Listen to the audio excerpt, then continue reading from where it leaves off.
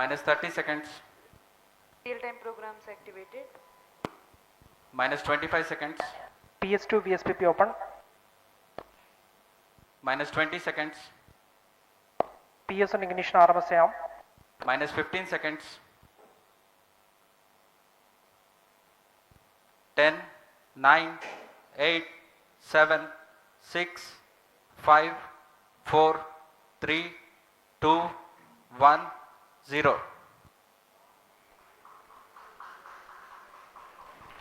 Plus 5 seconds. Lift off normal. P1 tracking, P3 tracking. Plus 10 Magnificent seconds. lift-off of PSLV C-57 with Aditya L1 on board. Plus 15 seconds. PSLV-C 57 का सफल उत्थापन और इसके साथ 20 seconds. प्रथम भारतीय सौर अंतरिक्ष यान निकल चुका है सूर्य के Plus तेज से 25 विज्ञान को प्रकाश करने। Air lead strap on ignited. इसके साथ ही Plus एक और 30 कदम seconds. है अंतर्ग्रहीय सफर में भारत की उपस्थिति सिद्ध करने का। आप देख रहे हैं PSLV-C 57 प्रथम चरण पूरी तरह सामान्य। The rocket flying forth, following nominal trajectory and developing nominal thrust. The bright fumes against a clear midday shuttle one sky. is in main auto, A rocket launch is more than just a sight to behold. First The stage roaring sound performance and the normal. vibrations that we can feel Shuttle here, is in main adding auto. to this, the thrill are just amazing. Ground lit and air lit strap-ons operating together with the first stage S139. Ground lead strap on separated.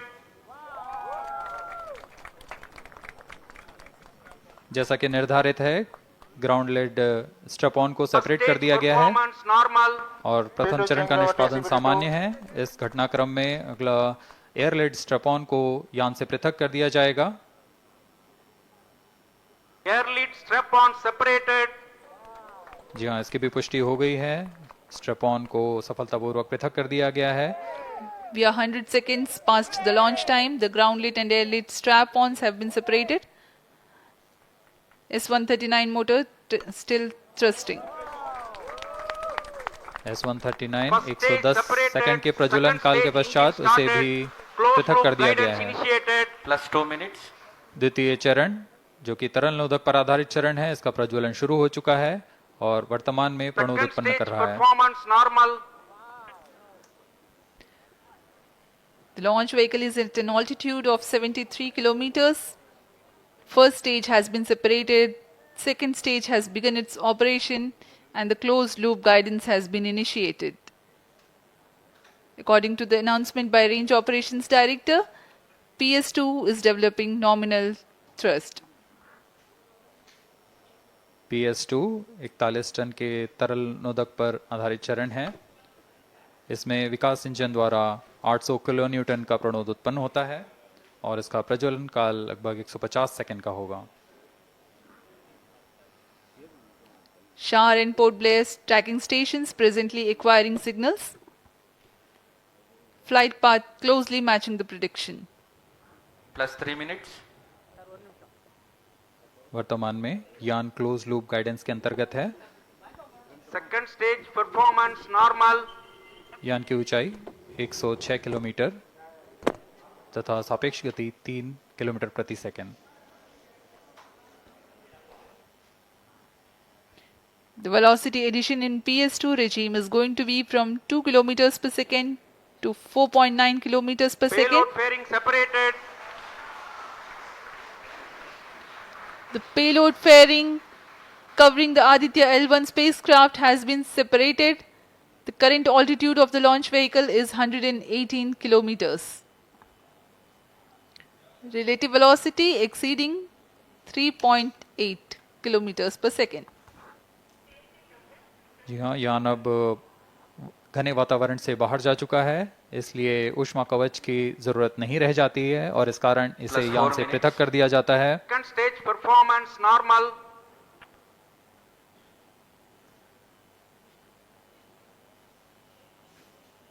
द्वितीय चरण वर्तमान में प्रणोद उत्पन्न करता हुआ और यान पूरी तरह सामान्य प्रदर्शन करता हुआ अपने अनुमानित पथ की ओर बढ़ रहा है।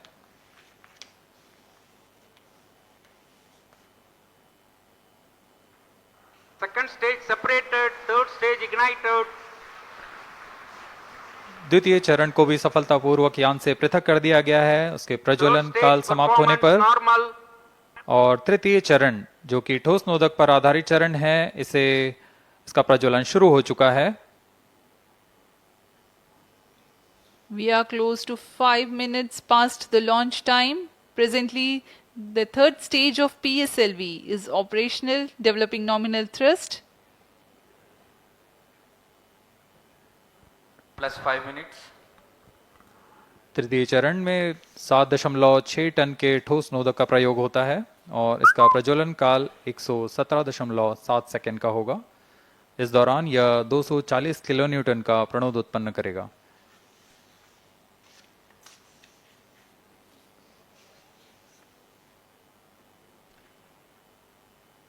वर्तमान में यान की ऊंचाई 134 Third किलोमीटर stage performance तथा normal. सापेक्ष गति 5.96 किलोमीटर प्रति second.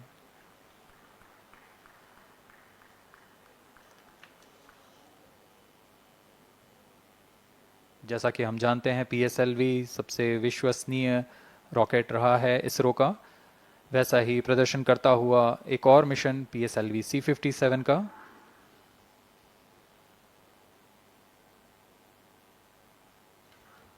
For the present mission, after PS3 completes Plus its 6 burn minutes. duration, a coast phase of 200 seconds will follow, in which the rocket will continue to be steered while there is no development of thrust.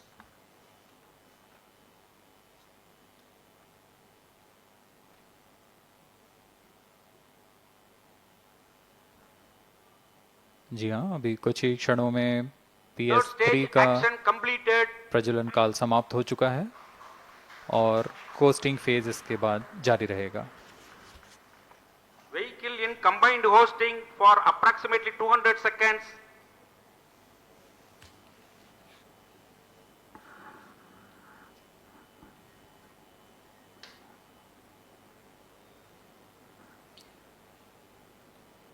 Unique to this mission, the Vehicle PS4 performance normal. will start twice at predesignated times Plus and 7 duration. minutes. The multiple start capability of PS4 will be utilized very aptly to achieve the argument of perigee of 346.6 degrees, which is very crucial for this mission. The commencement and duration of PS4 burns enable achieving this orbital parameter. Argument of perigee is the angle that is made by the perigee point from the ascending node at equatorial plane. AOP exceeding 300 degrees is helpful in mission planning to achieve halo orbit around L1 with minimal propellant expenditure.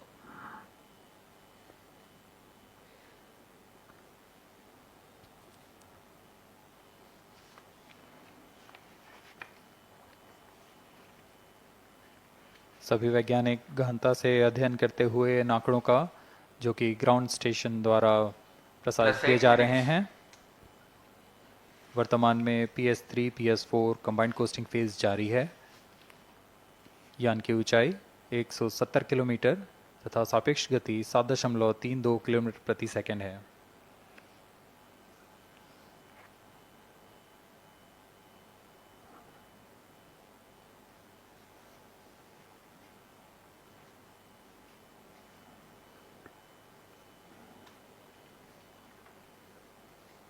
Vehicle performance normal.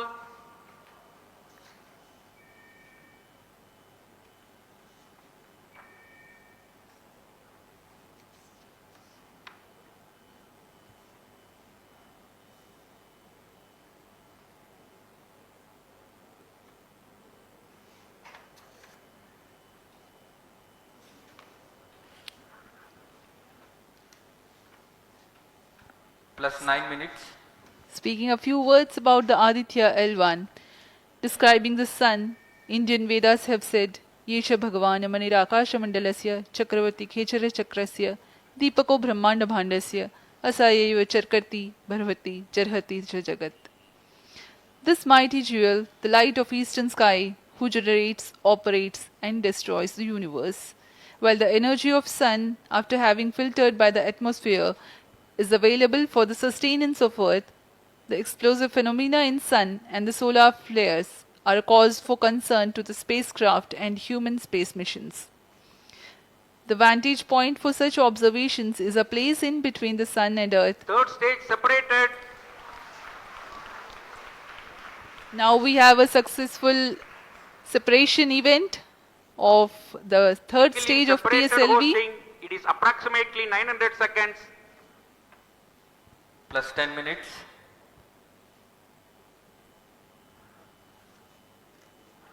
जी हाँ, तृतीय चरण को सफलतापूर्वक Still पृथक कर दिया performance गया है normal. और अब PS4 कोस्टिंग फेज पर है। इस दौरान कोई भी प्रणोद उत्पन्न नहीं हो रहा है। यान प्राप्त संवेग से आगे बढ़ता हुआ और निर्धारित पथ का अनुकरण करता हुआ जा रहा है। We are 627 seconds from the launch. For another 600 more seconds or so, we will be getting tracking data from the BIAX ground station.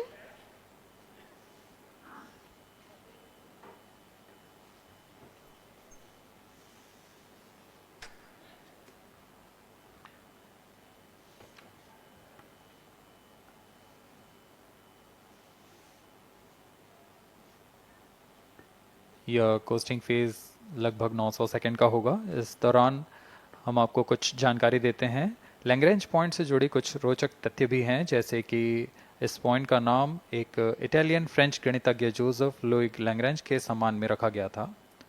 उन्होंने 1972 में इसे अपनी तकनीकी प्रपत्र जनरल 3 बॉडी प्रॉब्लम में वर्णित किया है, लेकिन इससे पहले भी 3 पॉइंट L1, L2 और L3 को खोजने का श्रेय स्विस गणितज्ञ लेनार्ड आयलर को जाता है। L1 पॉइंट पर नासा ने पहले ही सोलर एंड हेलियोस्फेरिक ऑब्जर्वेटरी सोहो को पहुंचा चुका है और विश्व प्रसिद्ध जेम्स वेब टेलीस्कोप को L2 लैग्रेंज पॉइंट पर स्थापित किया गया है। L1 की पृथ्वी से सूर्य की दिशा में दूरी लगभग 15 लाख किलोमीटर है और इसे हम एस्ट्रोनॉमिकल यूनिट में 0.01 एस्ट्रोनॉमिकल यूनिट कह सकते हैं। यह पृथ्वी से सूरज की दूरी का केवल 1% है।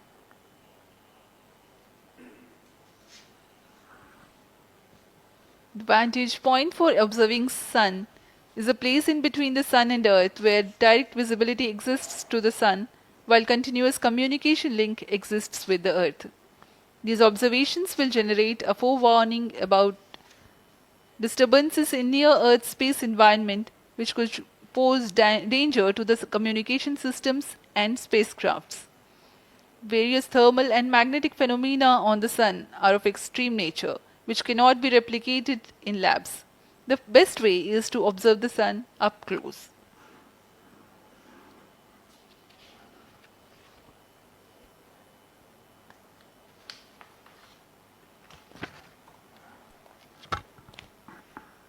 The distance between the Earth and Sun is approximately 150 million kilometers.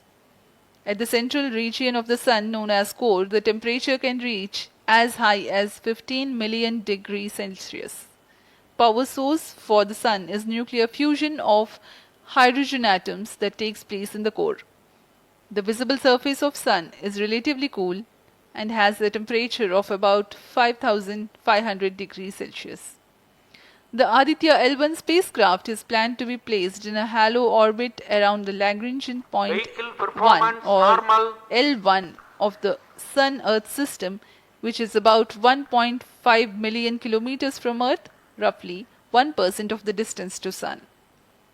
A halo orbit is a periodic three-dimensional orbit near the Lagrange point in the three-body problem of orbital mechanism. The object in this orbit stays in place by the gravity of Earth and Sun. It requires little energy for station keeping. Several probes have been placed in space to observe the Sun by various space agencies. Lagrange's point L1 is a great location for solar explorers such as Aditya L1, as it allows for an unobstructed view of the Sun that is never eclipsed by Earth. At L1, Aditya L1 will join spacecraft such as ESA NASA's Solar Heliospheric Observatory or SOHO which has been at L1 since 1996. Lagrange point एक ऐसी जगह है अंतरिक्ष में जहां अगर कोई चीज़ पहुंचती है तो वह वहीं बनी रहती है, क्योंकि लैग्रांज पॉइंट पर दो बड़े द्रव्यमानों का गुरुत्वाकर्षण खिंचाव बराबर हो जाता है और इसमें एक अभिकेंद्रीय बल है कि जो कि पिंड को दोनों द्रव्यमान के साथ बनाए रखता है। ऐसे 5 लैग्रेंजियन पॉइंट्स होते हैं पृथ्वी और सूर्य के बीच। इन पॉइंट्स में अंतरिक्ष यान को भेजकर कम से कम ईंधन की खपत पर या उस स्थान पर अंतरिक्ष प्रयोगों को अध्ययन के लिए बनाए रखा जा सकता है। आदित्य L1 उपग्रह को भी ऐसे ही लैग्रांज पॉइंट 1 पर स्थापित किया जा रहा है। अंतरिक्ष यान को यहां तक पहुंचने में 125 दिन का समय लगेगा।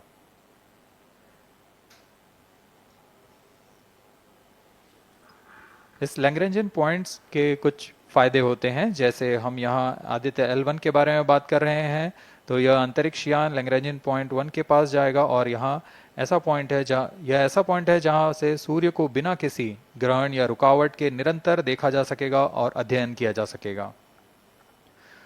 दूसरा फायदा यह कि विभिन्न मापन या विश्लेषणों के लिए किसी भी तरह की रुकावट या कमी नहीं आएगी। वायु न होने की वजह से इससे दूर तक स्पष्ट देखा जा सकेगा। लैग्रेंज पॉइंट पर इस वेधशाला को रखने का मुख्य कारण यह भी है कि यहाँ उपग्रह लगभग स्थिर रहेगा और उपग्रह के अभिवृत्ति नियंत्रण के लिए अधिक ईंधन की आवश्यकता नहीं होगी।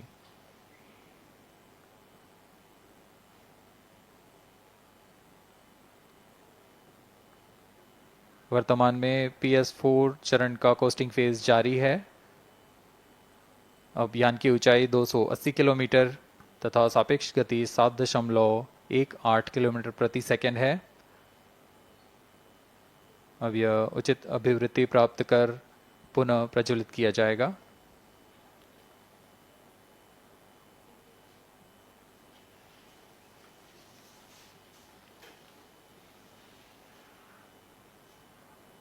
Vehicle performance normal. The Aditya L1 spacecraft carries 7 payloads to observe the protosphere, chromosphere, and corona, which is the outermost layer of the Sun. These payloads use electromagnetic, particle, and magnetic field detectors. First among the 4 remote sensing payloads is Visible Emission Line Chronograph (VELC), which is a prime payload designed as a reflective coronagraph with a multi-slit spectrograph. This payload is developed jointly by Indian Institute of Astrophysics, Laboratory of Electro-Optical Systems, UR Rao Satellite Center, Isro Inertial Systems Unit, and Space Applications Center. The second payload is Solar Low Energy X-ray Spectrometer or SOLEX, designed to measure the solar soft X-ray flux to study solar flares. This payload is developed by UR Rao Satellite Center. Third payload is the Solar Ultraviolet Imaging Telescope Suite, which is a UV telescope to image the solar disk in the near ultraviolet wavelength range. The payload is developed by Inter-University Center for Astronomy and Astrophysics, Pune, LEOS, URSE, and IISU.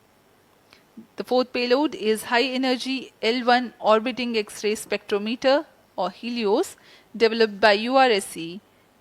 Is a hard X-ray spectrometer designed to study solar flares in high energy X-rays. The fifth payload is the one which is meant for in situ observations. This is Aditya Solar Wind Particle Experiment, or otherwise called as ASPEX, which comprises of spectrometers to measure low energy particles and high energy ions. This payload is developed by Physical Research Laboratory.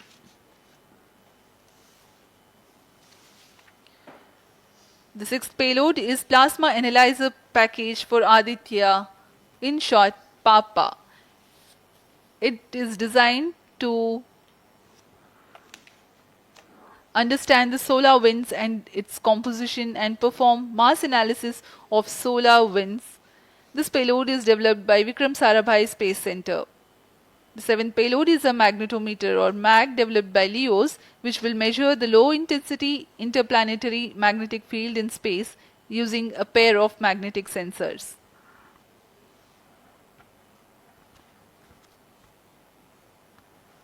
जी हाँ, Aditya L1 उपग्रह में निदभार के बारे में जानते हुए इसमें सुदूर संवेदन निदभार हैं और यथास्थिति प्रेक्षण निदभार लगे हुए हैं।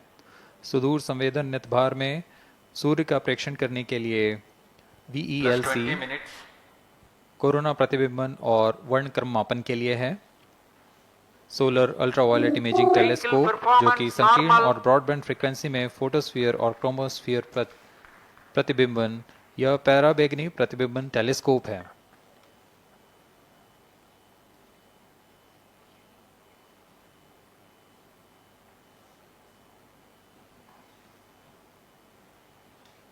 इसी क्रम में अगला है SOLEX solar low energy x ray spectrometer जो कि सॉफ्ट एक्सरे वर्णक्रम मापी है जो कि सूर्य के प्रेक्षण के लिए प्रयोग किया जाएगा। इसमें HEL1OX high energy L1 orbiting x ray spectrometer है जो कि हार्ड एक्सरे वर्णक्रम मापी है। इसकी अभिकल्पना सोलर फ्लेयर के अध्ययन के लिए की गई है। यथास्थिति निदभार में Aditya solar wind particle experiment, इसका उद्देश्य है सोलर पवन सौर पवन में भारी आयंस, प्रोटॉन्स और अल्फा पार्टिकल का विश्लेषण करना। अगला है plasma analyser package for Aditya.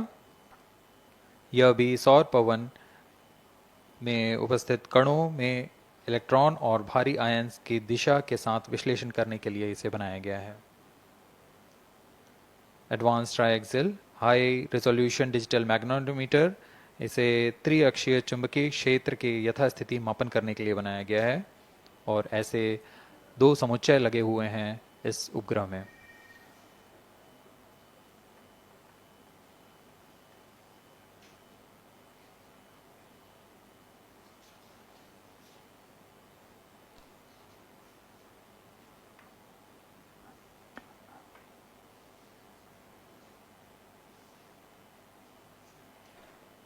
Vehicle performance normal. यान पूरी तरह सामान्य, सभी तंत्र सामान्य रूप से कार्य कर रहे हैं और यान अपनी उद्देश्य कक्षा की ओर बढ़ रहा है।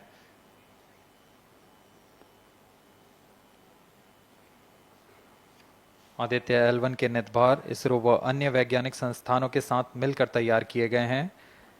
Visible emission line chronograph VLC Indian institute of astrophysics Bengaluru द्वारा तैयार किया गया है।